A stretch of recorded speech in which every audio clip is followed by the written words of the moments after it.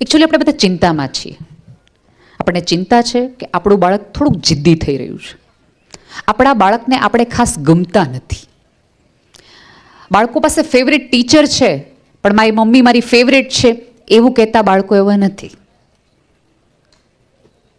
બાળકને આપણા કરતાં વધુ સુંદર ઘણું બધું લાગે છે. બાળક મોબાઈલમાં જ રહ્યા કરે છે. આવી કેટલી સમસ્યાઓ છે અને પેરેલલ આપણે ન્યૂઝપેપરમાં, વોટ્સઅપમાં બધું વાંચ્યા રાખીએ છીએ કે બાળકોને પણ ડિપ્રેશન આવે છે. તમે વિચાર તો કરો, આપણે ક્યાં લાવીને આખી સભ્યતાને મૂકી દીધી કે જે ડિપ્રેશન દૂર કરવાનું કારણ બની શકતું હતું, થેરાપી બની શકતું હતું, એ વ્યક્તિ હવે ડિપ્રેશનમાં આવી જશે. તમે જો પહેલાં કોઈ પણને ડિપ્રેશન કેવું હતું, થેરાપીના ભાગરૂપે એમ કહેવાતું કે બાળક સાથે રમો, બગીચામાં જાઓ, બાળક સાથે બગીચામાં રમો, રમતો રમો. એની બદલે હવે એક આખું જનરેશન, એક આખું બાળક છે ડિપ્રેશનમાં આવી રહ્યું છે. શું લાગે છે, વાંક આપણો છે કે બાળકનો છે, સમાજનો છે, વાતાવરણનો છે? બહુ સિફતથી આપણે એવું બધા કહી દઈએ કે અત્યારનું વાતાવરણ ચારે બાજુ એવું છે ને, કાંઈ વાંધો નહીં ભાઈ, બાળક રડે કાંઈ જ વાંધો નહીં.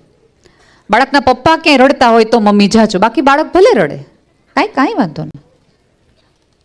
આવા ફંક્શનમાં એને કંટાળો આવે એ સ્વાભાવિક વાત છે. આજ આપણે શીખવાનું છે કે કોઈ મમ્મી હિંમત કરીને પોતાના નાના બાળકને સમજવા માટે આવા હોલમાં આવ્યા હોય અને બાળક રડતું હોય તો બધાએ આમ જોવાની જરૂર નથી, જો તો કાંઈ સંસ્કાર જેવું છે કે નહીં. રાધર એ સ્ત્રીને હિંમતથી બિરદાવવાનું કરો. વળતી વખતે મેં બહુ સરસ બેન હિંમત કરી, જાહેરમાં બાળક લઈને નીકળવાની ટ્રાય કરી. આપણા બધાની તકલીફ શું છે ખબર છે? હમણાં જ અમે લોકો વાત કરતા હતા અંદર, ત્યારે એવું કહેવામાં આવ્યું કે અત્યારની મમ્મીઓ બાળકોને મોબાઈલ તરત પકડાવી દે. અત્યારની મમ્મીઓ આ બહુ કરે, અત્યારની મમ્મીઓ આ બહુ કરે. ભૂલ ભરેલું ચોક્કસ છે, પણ તકલીફ ક્યાં છે ખબર છે? કે ધારો કે બાળક રડે છે, જીદ કરો છે, આળોટે છે, તો આખો સમાજ, આજુબાજુના જે 10-15 વ્યક્તિઓ જે જોતા હોય છે એ બાળક પછી તરત માં સામે જોઈ, કેવી માં છો, આટલા સંસ્કાર નથી થઈ પા. એ સમયે માને એ મેણા ટોણા આંખથી મારવાના બદલે આપણે આપણામાં રહ્યા હોય ને, અને બાળકને ખબર છે કે મને 10 જણા રમતા ને આડોડતા ને જીદ કરતા જોવે છે એટલે તરત મારી મમ્મી હા પાડી દેશે. આપણે જોઈએ છે બાળક અટેન્શન જ માગતું હોય છે એ સમયે, અને આપણે બધા ભેગા મળીને સામૂહિક રીતે અટેન્શન આપી દઈએ છીએ અને બધો વાંક મા ઉપર ઢોળી દઈએ છીએ. એવું કહેવત છે કે એક બાળકને ઉછેરવા માટે આખું ગામ ભેગું થાય ને તો એક બાળક સરસ થાય.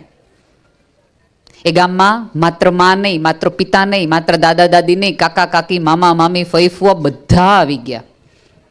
આપણે ત્યાં સમસ્યા એ છે કે બાળક કાંઈ પણ કરે છે એટલે 10 જણા સલાહ દેવા આવી જાય છે. ફોર એક્ઝામ્પલ, એક બાળકને અત્યારે બાળક જીદ કરી રહ્યું છે અને મમ્મી ફોર્મ રહે છે, ફોર્મ કે નહીં મળે બેટા તને ચોકલેટ કે મોબાઈલ.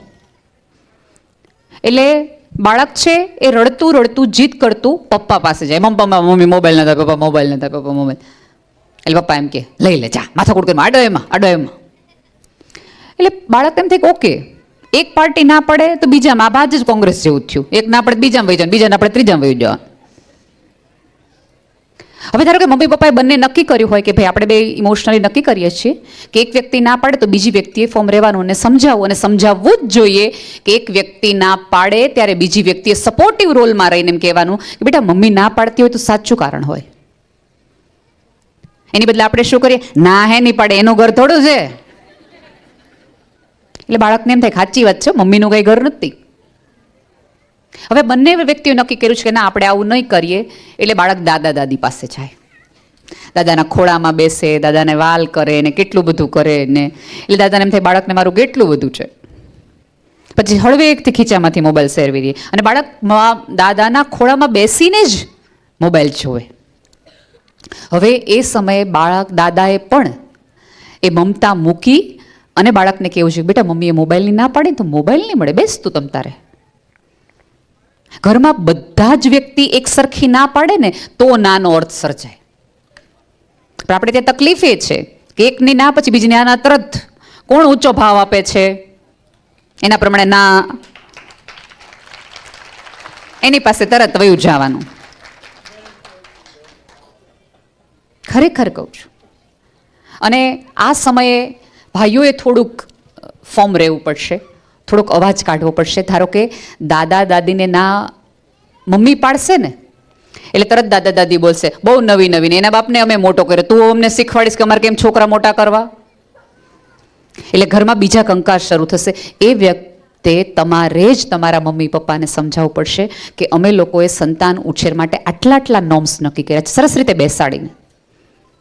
તમને એવું લાગે છે પપ્પા કે તમારી પાસે વાલથી આવે છે? એવું નથી, એ મોબાઈલથી આવે છે. આવતા દિવસોમાં એને પોતાનો મોબાઈલ આવી જશે ને ત્યારે તમારી પાસે એ નહીં આવે.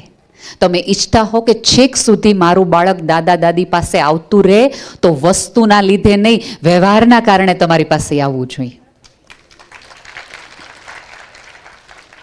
એ સમયે ભાઈઓએ થોડુંક બોલવું પડશે. ત્યારે તમારું મૌન નહીં ચાલે. થોડુંક પુરાણ કરતા થાવ. અને બીજું કે બાળક જ્યારે મમ્મી પપ્પાની ફરિયાદ મમ્મી પપ્પાને એકબીજાને એકાંતમાં કરે છે. હમણાં જ એક મારે કેસ એવો આવ્યો હતો મને ઈમેલમાં કે બેન, મારા છોકરો ઘણો જુવાન છે, એટલે ઓલમોસ્ટ મોટો ઘણો થઈ ગયો છે, કે એણે મને એવું કહી દીધું કે મને ખબર છે કે તમે મમ્મી સાથે પરાણે રહ્યો છો, તમને મમ્મી બહુ ગમતી નથી, અને એટલી ફ્રસ્ટ્રેશનમાં તમે છે ને અમારા ઉપર ગુસ્સો કરો છો. એટલે એ સમયે એ ભાઈએ સાંભળી લેવાની જરૂર નહોતી. એ સમયે એ ભાઈએ બહુ પ્રમાણિકતાપૂર્વક અને થોડી ટ્રાન્સપરન્સથી કહેવાની જરૂર હતી કે તે અમને લડતા જોયા હશે, ઝઘડતા જોયા હશે, પણ સાથે પ્રેમ કરતા નથી જોયા બેટા. અને ફોર એક્ઝામ્પલ, તને ક્યાંક એવું લાગતું હોય કે મારી મમ્મી વચ્ચે પ્રોબ્લેમ છે, તો એ અમારી પર્સનલ પ્રોબ્લેમ છે, એમાં તારે વચ્ચે પડવાની જરૂર નથી. જ્યારે બાળક મમ્મીની ફરિયાદ કરે છે તમારી સામે કે મમ્મી આવી છે ને મમ્મી ઓલા પ્રકારની છે, મમ્મી દરેક વખતે હિટલર લાગવાની જ છે, કારણ કે ના મમ્મી જ પાડે છે. પપ્પા પાસે તો ઓલ યસ છે, કારણ કે પપ્પા 8 કલાક 9 કલાક બહાર રહે છે. એટલે એ સમય બહાર રહેવાના કારણે ક્યાંક પિતા તરીકે તમને ગિલ્ટ હોય કે અને અથવા એક એવું હોય કે હું મારા બાળક સાથે એટલો સરસ રહી શકતો નથી, એક ઇન્સિક્યોરિટી હોય વ્યવહારની. એટલા માટે આપણે બાળકને વધુ પેમ્પર કરીએ, વધુ પ્રેમ આપીએ, થોડીક હા પાડી દઈએ, એક્સ્ટ્રા આપી રાખીએ. અને આ જગતનો નિયમ છે કે જે વધુ આપે, જે યસ કે એ જ સારું, ના પાડે તો કોઈ નહીં સારું. જ્યારે બાળક તમારી પાસે જીદ કરે છે ત્યારે બાળકને એમ કહેવાનું, 1 મિનિટ આપણે મમ્મી સાથે વાત કરીએ, મમ્મીને બોલાવીએ પછી વાત કરીએ બેટા. એક વસ્તુ યાદ રાખજો, આપણા બધાની તકલીફ એ છે કે આપણે સમય સંતાનને ન આપી શકીએ એટલે આપણે સગવડ આપીએ. આપણે વિચાર ન આપી શકીએ ને સંતાનને એટલે આપણે વસ્તુ આપીએ. વસ્તુઓ આપીને આપણે આપણું ગિલ્ટ ઓછું કરીએ. જેટલી મોંઘી વસ્તુ એટલી મોંઘી ગિલ્ટ. તમે જો પતિ પત્નીમાં હંમેશા એવું થાય, એનિવર્સરીમાં પતિ હંમેશા મોંઘી ગિફ્ટ આપે, કારણ કે પત્ની ઓલી સમયની ફરિયાદ કરી, તમે મારી યાર રહેતા જ નથી, તમારી યાર રહેતા જ નથી. એટલે ભાઈ એમ કે સાચી વાત છે, તકલીફ બોલ, આ વખતે તારે હું લેવું છે. આ એક વ્યવહાર થઈ ગયો છે. આપણે જાણે અજાણે સભ્યતામાં એક ચીલો ચાતરી દીધો કે જેને તમે સમય નો આપો, મોંઘી વસ્તુ આપી દો તો બધું સરભર થઈ જાય. એવું ન કરો.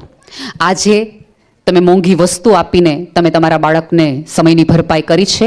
આવતા જ દિવસોમાં, થોડાક જ વર્ષોની અંદર એ તમને મની ઓર્ડર મોકલાવી દેશે અથવા જીપે કરી દેશે કે તમને આની જ જરૂર હતી ને, જો સમય ન આપી શકાય તો આજ આપવાનું હોય ને, તમે જ મને શીખવાડ્યું છે. એક વસ્તુ યાદ રાખજો કે આપણા બાળકો આપણને સાંભળીને નહીં, આપણને જોઈને મોટા થાય છે. તમારા જીવનમાં એક સંતાનનું હોવું એટલે 24 કલાક અંડર સર્વેલન્સ એક સીસીટીવી કેમેરાની અંદર જોવું. તમને આખું જોયા રાખે છે, ઓબ્ઝર્વ કરે છે. એક્સરે મશીન છે બાળક તમારું. એની સામે એવો જ વ્યવહાર કરો કે જેવો વ્યવહાર તમારે આવતા દિવસમાં એની પાસેથી જોતો હોય. સાવ સાચું કહું, બાળકો જીદ એટલા માટે કરે છે કારણ કે બાળકને ખબર નથી એને શું જોવે છે. એને જોવે છે પ્રેમ જ, પણ પ્રેમ એને માગતા નથી આવડતું. તમે અત્યારે હમણાં વેલેન્ટાઇન ડે ગયો તો તમે તમારા પતિને કીધું હશે કે તમે મને પ્રેમ જ નથી કરતા, તમે મને આમ કરતા જ નથી, તમે મને સમય જ નથી આપતા. એને નથી ખબર કે આ કઈ રીતે માગવાનું. એટલા માટે એક જીદ કરે છે.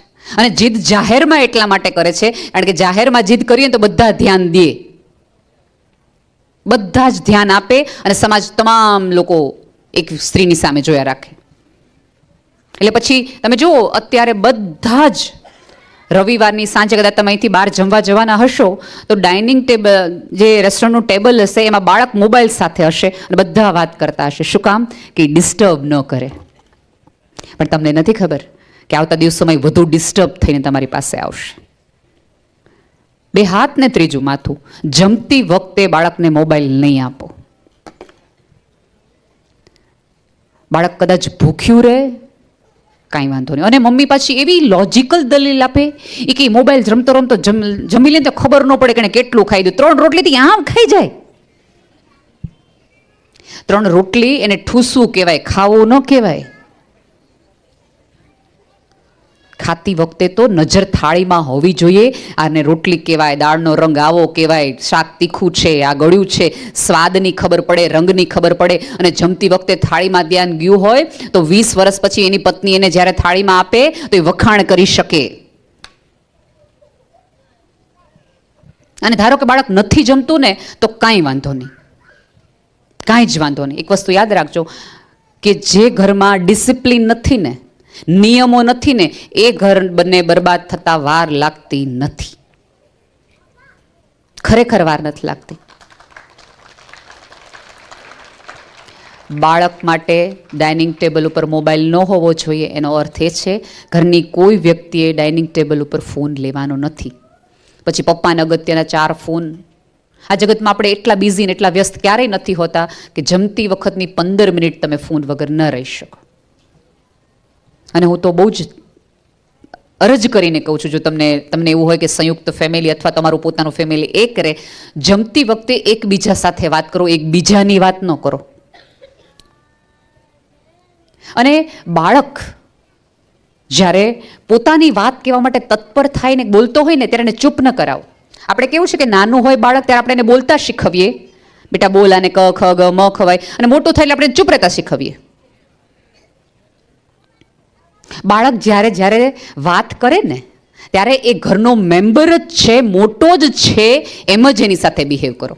એક વખત એક રેસ્ટોરન્ટમાં બધા જ બાળકો, આખું ફેમિલી, જોઈન્ટ ફેમિલી જમવા ગયું.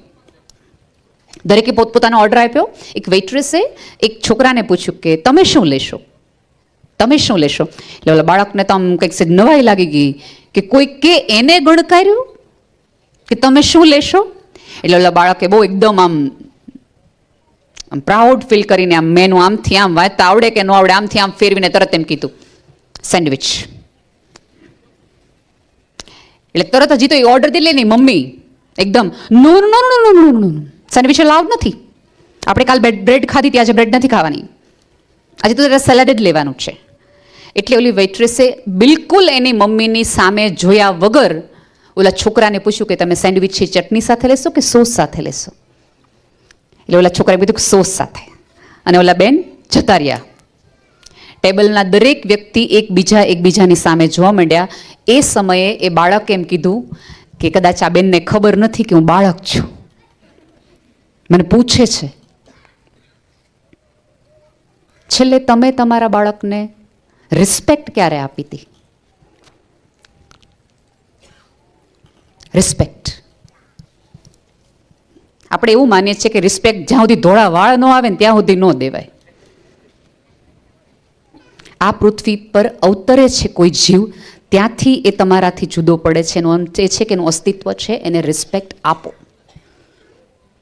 કારણ કે એને નાનપણથી રિસ્પેક્ટ મળી હશે તો એ મોટો થઈને તમને આપશે, તો એ તમને રેસિપ્રોકેટ કરશે. પણ આપણે એ કરવાનું જ ભૂલી જઈએ છીએ. બાળક માટે આ ઘર મહત્વનું છે, એ ઘરનો ભાગ છે. તમે ફીલ નહીં કરાવો તો આવતા દિવસોમાં ક્યારે પણ આ બાળકને આ એનું ઘર છે ને એવું ફીલ નહીં થાય. અત્યારે બધા મા બાપની સરેરાશ ફરિયાદ એ કે છે કે આ બાળક છે એનું ઘરને ઘર ગણતું જ નથી. કારણ કે આપણે નાનપણમાં ક્યારે એને લાગવા જ નથી દીધું કે આ તારું ઘર છે. અત્યારથી કહું છું કે એક જવાબદારી બાળકને આપો, એક. અને એ તે ઘરની રિલેટેડ કે બેટા રાત્રે આપણે બધા સૂઈ જઈએ ને ત્યારે સહેજ આની લાઇટ છે ને એ તારે બંધ કરવાની. It's your responsibility. જવાબદારી લેતા શીખવો બાળકને, તો એ 18-20 વર્ષે કોકની અને પોતાની જાતની જવાબદારી લેતા શીખશે. કારણ કે તમે નાનપણથી શીખવ્યું છે. અને ધારો કે એ 2 દિવસ લાઇટ બંધ ન કરે તો લાઇટ ચાલુ રાખો અને બીજે દિવસે ફરીવાર બાળકને એમ કહો કે બેટા લાઇટ રહી ગઈ હતી, ત્યારે બાળકને સોરી ફીલ થવા દો. અને પહેલાં તો તમારે 4-5 અઠવાડિયું 15 દિવસ સાથે લાઇટ બંધ કરવા જવું પડશે. વસ્તુઓ પસંદ કરો ઘરની, ત્યારે બાળકનો અભિપ્રાય લ્યો કે બેટા આ રૂમના કયા કલર કરવા છે, પડદા કયા લેવા છે, આજે શું જમવાનું બનાવવાનું છે, તને તને ભાવતું કંઈ કરવું છે? અને એક વસ્તુ યાદ રાખો કે દરરોજ તમે એને ભાવતું બનાવી દો એનો અર્થ એવો નથી કે તમે એને બહુ જ પ્રેમ કરો છો અને તમે બહુ જ સારી મમ્મી છો. મમ્મીઓની આમ કહેવાય ને સામૂહિક પ્રશ્ન, બાળક 5 કલાક 6 કલાક શાળાએથી રમતું કૂદતું આવે અને એટલી બધી મમ્મીને વાત કરી દેવી હોય, એટલી બધી વાત કરી દેવી હોય, એટલે ગમે ત્યાં હોય ને આવીને પહેલા વેલા મમ્મીને કહ્યું મમ્મી ક્યાં, મમ્મી ક્યાં, મમ્મી ક્યાં, મમ્મીને ગોતતો ગોતતો બાળક આવે અને મમ્મી બાળક હજી બોલે બોલે બોલે બધું બંધ, પહેલા ચપ્પલ કાઢી આવ, જા હાથ ધોઈ આવ, હાઈલા જાવ જ સીધો. એટલે બાળક મને કમ અને હાથ ધોઈ આવે, મૂકી આવે. પછી બાળક મમ્મી મમ્મી આ તો સ્કૂલમાં ડબ્બો પૂરો કર્યો પહેલાં મને દેખાડ. અમુક લોકોએ તેવી સીઆઈડી રાખી હોય ડબ્બો પૂરો કર્યો કે નહીં, ડબ્બો પૂરો કર્યો કે નહીં. એટલે હાવ ડબ્બા જેવો થઈ જશે ડબ્બો પૂરો કરી કરી.